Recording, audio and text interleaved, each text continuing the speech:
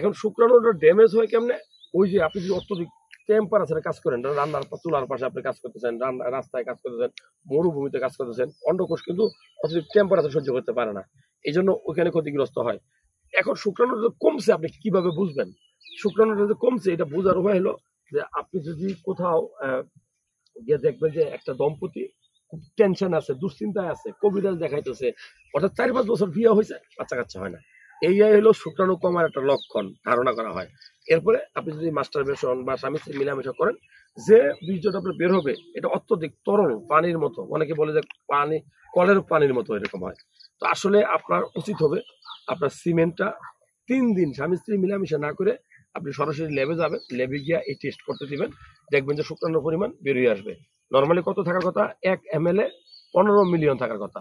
শুধু 15 মিলিয়ন থাকলেই হবে না, যদি এর নিচে থাকে ওইটাকে বলা হয় অলিগোস্পার্মিয়া, একদম নীল থাকলে ওইটাকে বলা হয় অ্যাজোস্পার্মিয়া। যদি নর্মালও থাকে, এরপরে ওই শুক্রাণুটা নাড়াচাড়া করে কিনা ওটাকে বলা হয় মোটিলিটি। নর্মালি 40% উপর থাকতে হয়, যদি মোটিলিটি কমে যায় তাহলে মনে রাখবেন শুক্রাণুর কোয়ালিটি খারাপ।